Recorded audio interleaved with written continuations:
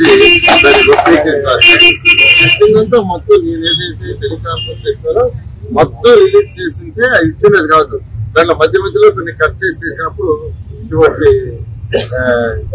వస్తుంది, మిస్కమ్యూనికేషన్ వస్తుంది. అందుకే నేను యాక్చువల్ గా ప్రెస్ మీడియా ద్వారా చేస్తున్నాను. వర్మ గారు కూడా మాట్లాడుతున్నారు. నారాయణ గారు జిల్లా ఇన్ఛార్జ్ మంత్రి గారు, రాష్ట్రంలో నెంబర్ 2 పొజిషన్. యాక్చువల్ గా ఆయన హార్డ్ వర్క్ చూస్తే ఉదయం 6 గంటల నుంచి రాత్రి 11 వరకు ఉంటారు. ఆయన ఫోన్ చేసి నారాయణ గారు ఎక్కడ ఉన్నారని అడగట్లేదు. రాత్రి 8 సిఆర్టీకి వెళ్తున్నారు. కోఆర్డినేషన్ వచ్చి జనసేన, బీజేపీ, తెలుగుదేశం పార్టీ చిన్న చిన్న సమస్యలు ఉంటాయి. కాకినాడ ఇన్ఛార్జ్ మంత్రిని పిఠాపురం పవన్ కళ్యాణ్ గారు ఎమ్మెల్యే గెలిచారు. అక్కడ రోజు మన పార్టీ అతను వాళ్ళకి ఘర్షణ జరుగుతుంది. నా పని ఏంటంటే అక్కడ సర్దుపోయాను.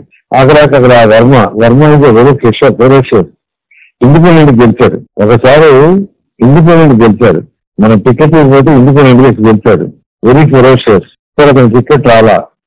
ఈ మధ్య అతను కూడా కొద్దిగా స్టేట్మెంట్ ఇస్తుంటే లాస్ట్ 3-4 months గురించి అతను 0 చేశాం. అతను కూడా అంటాడు, సార్ నేను 0 చేస్తానండి, తప్పదు. నేను ఎన్డీఏ గవర్నమెంట్ కలిసి ఉన్నప్పుడు మీరు ఏమి స్టేట్మెంట్ ఇవ్వడానికి లేదు. పిఠాపురంలో వాళ్ళు జనసేనని పిలిచి 20 డైరెక్షన్ గురించి మాట్లాడంటే మాట్లాడు, లేదంటే మాట్లాడద్దు. ఇదేం కాదు, ముఖ్యమంత్రి గారు కూడా పిలిచి నేను విలువ ఉన్నా నేను తీసుకొచ్చి కూర్చొని పెడితే నా ముందు ఇన్స్ట్రక్షన్ ఇచ్చాడు, ఇవాళ నుంచి నేను మాట్లాడటాను లేదు, లేదంటే నేను పోదాక. ఇంటింటికి మనం ప్రచారం చేశాం మొన్న, ఇది మనం చేసిన సూపర్ 6.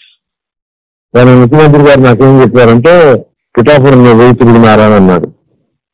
నేనే వాడు కమిట్ చేసేస్తా, వర్మ వద్దు,